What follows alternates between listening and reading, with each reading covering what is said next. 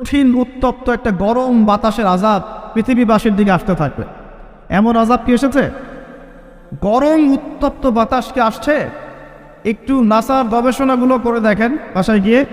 তারা বলছে যে সূর্যের মধ্যে এখন কিছু বিক্রিয়া চলছে, বিস্ফোরণ চলছে। এমন হতে পারে অতি শীঘ্রই পৃথিবীর দিকে উত্তপ্ত গরম বায়ুর আযাব আসা শুরু করবে। দেখেন হাদিসের সাথে এক্স্যাক্টলি মিলে গেছেন। আল্লাহু আকবার। রিহান আমরা, মানে গরম উত্তপ্ত বাতাস আসবে পৃথিবীর দিকে। এবং মনে করবেন না এই বাতাস যদি গায়ে লাগে খুব কমফোর্টেবল ফিল হবে, বরং এর ফলশ্রুতিতে দেখা যাবে ফসল নষ্ট হয়ে যেতে পারে, বৃষ্টিপাত বন্ধ হয়ে যেতে পারে, খরা হতে পারে, মরুকরণ হতে পারে, আর অনেক সমস্যা হতে পারে, পানির স্তর নিচে নেমে যেতে পারে। রিহান আমরা। আরেকটা হচ্ছে দুই, ওয়াজালজালাতান, এবং ভূমিকম্প। আর নবীজি বলছেন ভূমিকম্প না, নবীজি বলছেন যে বাইনা ইয়াদাইস সাআ, কিয়ামতের আগে আগে মুজানুন শাদীদ, মহামারী ছড়িয়ে পড়বে, বড় বড় মহামারী। ওয়া বা'দাহু, আর মহামারীর পরে আসবে সানাওয়াতুজ জালাজিল, ভূমিকম্পের বছরগুলো। ভূমিকম্পের বছরগুলো। সানা মানে একটা বছর, সানাওয়াত মানে অনেকগুলো বছর, জালজালা মানে ভূমিকম্প, জালাজিল মানে ভূমিকম্প সমূহ। অর্থাৎ ভূমিকম্পের বছরগুলো আসছে পৃথিবীর সামনে। আপনারা তুরস্কের ভূমিকম্প সম্পর্কে জানেন। কিছু বিষয় আছে যেটা আমি এখনো মেলাতে পারছি না। বুঝলাম যে ভূমিকম্প ভিতর থেকে 12টার সুর হয়ে যাচ্ছে মানুষ, আর এখন এগুলোই শেখানো হয় যে আমাদের পূর্বপুরুষকে নাকি মানব থেকে তৈরি করা হয়েছে। আজ এই আকীদায় যে বিশ্বাস করে সে স্পষ্ট কাফের। যে এরকম কোন আকীদায় বিশ্বাস করবে সে স্পষ্ট কাফের, এবং তাকে কেউ কাফের মনে না করলেও সে কাফের। এখানে বড় বড় অনেক গোলামে কেরাম আছেন, আমি আসলে তাদের সামনে কথা বলতে লজ্জা বোধ করছি। আপনারা তাদের কাছ থেকে ফতোয়া জিজ্ঞেস করে, কেউ যদি বিশ্বাস করে যে আল্লাহ পাক মানুষকে নিজ হাতে আদম আলাইহিস সালামকে সৃষ্টি করেন নাই, বরং মানুষ বানর থেকে আস্তে আস্তে আস্তে আস্তে মানুষ হয়েছে, এই কথা যদি কেউ বিশ্বাস করে তাহলে সে ঈমান থাকবে না কুফরি হবে? ঈমান থাকবে? কোশ্চিন কালেও নয়। একজনকে চার্জ করা হচ্ছে। অবশ্যই এখানে একটা বিষয় আছে, এটা হয়তো সবাই ধরতে পারছে না। এখানে কিন্তু ইস্যু কয়েকটা আছে। একটা হচ্ছে বিবর্তনবাদ, একটা হচ্ছে ইতিহাস বিকৃতি, একটা হচ্ছে সমগামিতার শিক্ষা প্রদান করা, একটা হচ্ছে ইসলামিক যে মুভমেন্ট সেটাকে সবার সামনে নেগেটিভলি উপস্থাপন করা। এরকম কিছু ইস্যু কিন্তু উঠেছে। আমরা কিন্তু ব্যস্ত হয়ে আছি এই 12টার মানুষ নিয়ে, তাই না? এখানে 12টার মানুষটা মূল জিনিস না। এই পুরো জিনিসটার মূল বিষয়টা হচ্ছে এমন কিছু প্রবর্তন করার চেষ্টা করা হচ্ছে যেগুলোর উপরে যদি আমাদের প্রজন্ম 10, 20, 30 বছর পড়াশোনা করে তাহলে 20 বছর পর একটা প্রজন্ম আসবে যারা আল্লাহকেই চিনবে না। এইটা উদ্দেশ্য ছিল, এটা উদ্দেশ্য। আরেকটা বড় উদ্দেশ্য হচ্ছে ইতিহাসকে বিকৃত করা।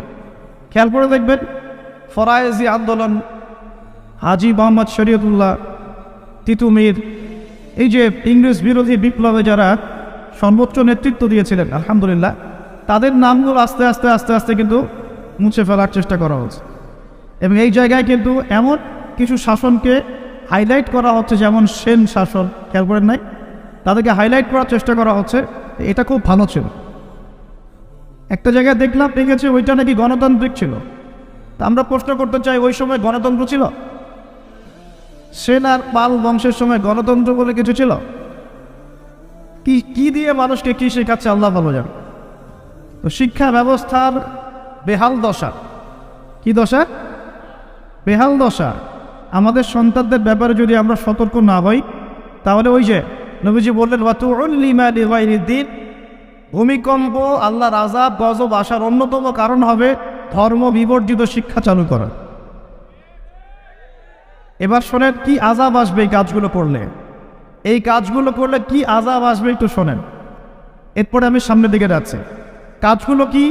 যখন আমরা আমানতের খেয়ানত করব, এক, যখন গনিমতের মাল রাষ্ট্রীয় সম্পদকে নিজের বলে চালিয়ে দিব, যখন আমরা স্ত্রীদের আনুগত্য করে মাকে কষ্ট দিব, বন্ধুদেরকে কাছে টেনে নিয়ে বাবাকে কষ্ট দিব, যখন ধর্ম বিবর্জিত শিক্ষা চালু করব, যখন আমরা গায়িকা নর্তকীদেরকে বেশি প্রমোট করব, তাদেরকে বাড়িয়ে দিব, মসজিদে হট্টগোল বেড়ে যাবে, কানের কাছে বাদ্যযন্ত্র বাজবে, জেনা বাড়বে, অশ্লীলতা বাড়বে, ফাহেসা কাজ বাড়বে এবং কওমের নেতৃত্ব দিবে ফাসেক ব্যক্তি। সমাজের সবচেয়ে নিচু শ্রেণীর মানুষ উঁচু উঁচু বিল্ডিং নির্মাণের প্রতিযোগিতা করবে এবং দাসী তার মনিবকে জন্ম দিবে, মানে সত্য মিথ্যা ন্যায় অন্যায়ের মানদণ্ড উল্টে যাবে। যখন এমন হবে তখন নবীজি বলছেন ফালইয়ারতাকিবু ইনদা যালিকা, তখন ধেয়ে আসবে। কি ধেয়ে আসবে? 1 নাম্বার রিহান হামরা, উত্তপ্ত, কঠিন উত্তপ্ত একটা গরম বাতাসের আযাব পৃথিবীবাসীর দিকে আসতে থাকবে। এই যে পাপগুলো আপনাকে বললাম একটু আগে, যে পাপগুলোর কারণে জালজালা ভূমিকম্পগুলো আসে, এই পাপ তো আমরাই সবচেয়ে বেশি করছি।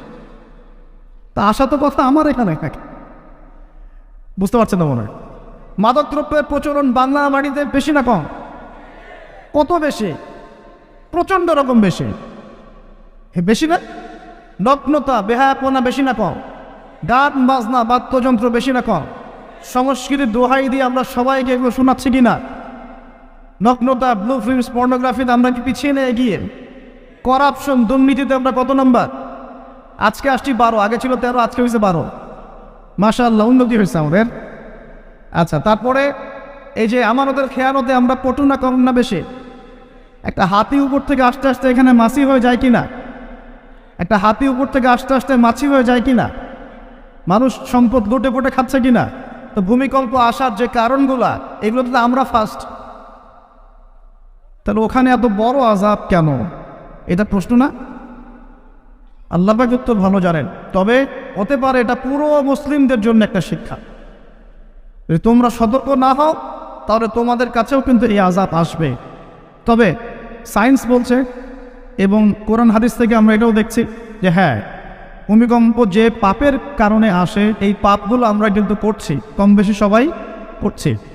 আর 2 নাম্বার হচ্ছে যে টেকটনিক প্লেটের কথাগুলো বলা হয় বা এই যে ফ্রন্ট লাইনগুলোর কথা বলা হয়, এগুলো কিন্তু আমাদের দেশ পাকিস্তান, আফগানিস্তান, চায়নার দিকে আছে, মায়ানমারের দিকে আছে। আর এটা হাদিস থেকে আমি জানি কিয়ামতের আগে আগে 3টা বড় বড় ভূমিকম্প হবে। কয়টা ভাই? 3টা। এই কিয়ামতের 10টা বড় আলামতের মধ্যে এই 3টা হচ্ছে অন্যতম। নবীজি বলেছেন, একটা হচ্ছে পৃথিবীর পূর্ব দিকে যেখানে আমরা বসবাস করি, Bangladesh, Pakistan, Sri Lanka, India, Myanmar, Indonesia, মালয়েশিয়ার পূর্ব দিক, এদিকে একটা ভূমিধস হবে। একটা হলো পৃথিবীর পশ্চিমে, মানে ওই যে পশ্চিমা সভ্যতা, যেখানে যাওয়ার জন্য আপনি ব্যতিব্যস্ত হয়ে আছেন। আর 3 নাম্বার হচ্ছে পৃথিবীর মাঝখানে জাজিরাতুল আরবিয়া, অ্যারাবিক পেনিনসুলার মধ্যে একটা ভূমিকম্প হতে পারে। এই 3টা হবেই, রাসূল সাল্লাল্লাহু আলাইহি ওয়াসাল্লাম বলেছেন। আর তিনি আরও বলে গেলেন যে বা'দাহু সানাওয়াতু জালাজিল, মহামারীর পরে আসবে ভূমিকম্পের বছরগুলো। এই পুরো বিষয়গুলো একত্রিত করলে আমাদের সচেতন হওয়ার দরকার আছে কি নাই? এখন কি আমরা সবাই 20-30 তলা বিল্ডিং বানানো শুরু করব? সচেতন মানে কি? আমরা কি আশ্রয় কেন্দ্র বেশি বেশি বানানো শুরু করব? আমরা আরও ওই যে কিছু কিছু সিমেন্টের অ্যাড দেখায়, এই সিমেন্টে বাড়ি বানালে ভূমিকম্পেও কাঁপবে না, এগুলো করবো আমরা? নাকি সর্বপ্রথম কি প্রয়োজন? আধ্যাত্মিক পবিত্রতা প্রয়োজন, তাসকিয়া প্রয়োজন। আল্লাহ পাক আমাদের সবাইকে তওবা করে ফিরে আসার তৌফিক দান। একই সাথে পশ্চিমাদের সমস্ত ষড়যন্ত্রের ব্যাপারে চোখ কান খোলা রাখার তৌফিক দান। দুটোই দরকার আছে, আছে কি নাই? দুটোই দরকার আছে। আপনারা বাসায় গিয়ে একটা প্রযুক্তি সম্পর্কে পড়াশোনা করেন, আমি আর কিছু বলে দেব না পাবলিকলি।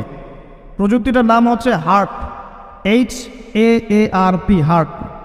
এই প্রযুক্তি কি, কেন, এর দিয়ে কি করা যায় না করা যায়, এটা নিয়ে একটু বাসায় গিয়ে পড়াশোনা করে দেখেন, মনে থাকবে? HAARP, হার্ট, মনে থাকবে? এখনই গুগল সার্চ করে দেখে দেন, বাসায় গিয়ে পড়াশোনা করে দেন কি জিনিস এটা, কি করা যায় এটা দিয়ে। আপনাকে বলে দেই, দাজ্জাল কিন্তু জলবায়ু নিয়ন্ত্রণ করাও শুরু করবে, কেন সে পুরো বিশ্বটা শাসন করবে। দাজ্জাল বৃষ্টি দিতে পারবে, দুর্ভিক্ষ দিতে পারবে, প্রোগ্রেসও দিতে পারবে। 40 দিন সে বিশ্বকে শাসন করবে, যার প্রথম দিনটা হবে 1 বছরের সমান, দ্বিতীয় দিনটা হবে 1 মাসের সমান, তৃতীয় দিনটা হবে 1 সপ্তাহের সমান, বাকি দিনগুলো হবে আমাদের দিনের মতোই। প্রত্যেক ভূমিকম্পেই পৃথিবীর আর্নিক গতির পরিবর্তন হচ্ছে। সায়েন্টিস্টরা এখন বলছেন পৃথিবীর ভিতরে ইনার কোর বলে যে জায়গাটা আছে, এটা এখন উল্টা দিকে ঘোরা শুরু করেছে। তো একদিন যে 1 বছরের সমান হবে এই বিষয়ে আমার কোনো সন্দেহ নাই।